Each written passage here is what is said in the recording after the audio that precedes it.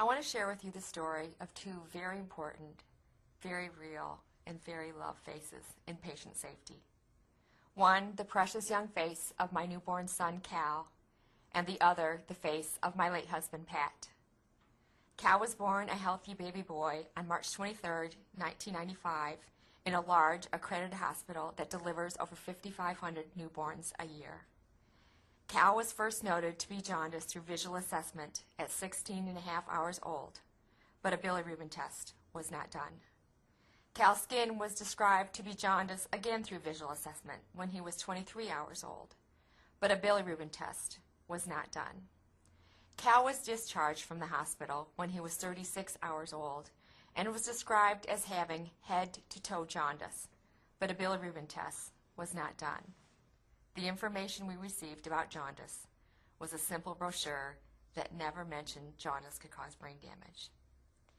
We were told to put Cal in the window for sunlight, not to worry, and to call the newborn nursery or our pediatrician if there are any changes in sleeping, eating, or any other behavior. On day 4, I called the newborn nursery and told them that Cal was still yellow, lethargic, and was feeding poorly.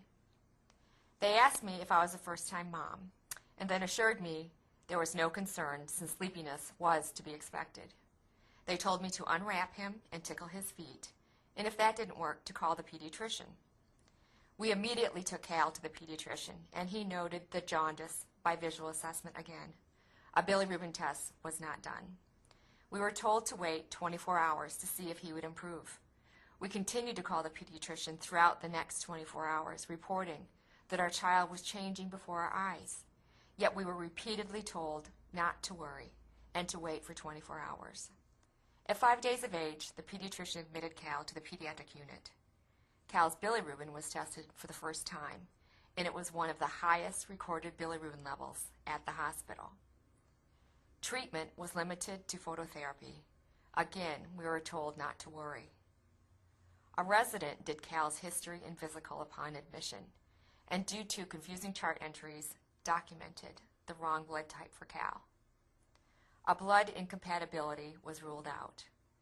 We later found out that Cal's jaundice was due to a common blood incompatibility and was very easy to treat. On day 6 in the afternoon, Cal had a high-pitched cry, respiratory distress, increased tone, and he started to arch his neck and back. These behaviors were all acute symptoms of kernicterus, or brain damage from jaundice. Again, we reported the unusual behavior to the providers and staff, and again, we were told not to worry. Cal was later diagnosed with classic textbook kernicterus. Cal has aphthatoid cerebral palsy throughout his entire body, neurosensory hearing loss, enamel dysplasia on his front teeth, crossed eyes, and other abnormalities. Today, Cal cannot walk independently, his speech is impaired, he drools, and he has uncontrollable movements of his arms and legs. In 1999, my husband Patrick, who was a face of panache, ambition, confidence, and strength, also suffered a medical error. It was discovered that Pat had a mass in his cervical spine, and because of the size, shape, and behavior of the mass, it was thought to be a slow-growing benign tumor. With the help of our local referring doctor, Pat and I sought out the best neurosurgeon in the nation. The tumor was surgically removed, and a frozen section was sent to pathology. A phone call from pathology to the OR revealed an atypical spindle cell neoplasm, which was understood by the OR team to be benign. The pathologist, however, believed it to be very suspicious and ordered more stains to further define the tumor. 21 days after the date of surgery, a final pathology report was issued as a malignant synovial cell sarcoma. The report was apparently sent to the surgeon's office, but was either filed without the surgeon ever seeing it, got lost, or was misplaced. The cancer was never communicated to Pat, our local referring doctor, or me, and it went untreated for 6 months. Pat's neck pain returned, so we went back to the neurosurgeon to find that the tumor had grown to the size of the surgeon's fist. Head spread, and had invaded his spinal cord. Upon removal and in pathology, it was again diagnosed as a sarcoma. Pat's chances to survive his cancer were reduced dramatically by the communication failure. After 7 surgeries, 9 months of chemo, and several rounds of radiation, Pat died. Both Cal's and Pat's errors are examples of simple yet catastrophic systems failure due to communication breakdowns and uncoordinated teamwork. Cal went through several layers of the healthcare system, and each layer failed to stop the succession of error. There was a system-wide failure to include Pat and me in Cal's care. This was not any one individual's failure, but at any point, one individual could have made a difference by stopping the systemic failure before it reached its tragic conclusion. What if a genuine culture of safety that practiced a systems-based approach had been in place? What if our concerns as parents were taken seriously and we were asked to work in partnership with Cal's providers to help identify jaundice symptoms? We, parents, patients, and family members can be additional eyes and ears to spot symptoms. We can be an extra resource to see, feel, recognize, and report changes and concerns.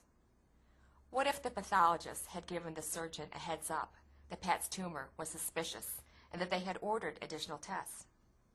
Or if someone had contacted the neurosurgeon to ensure the receipt of the malignant pathology results?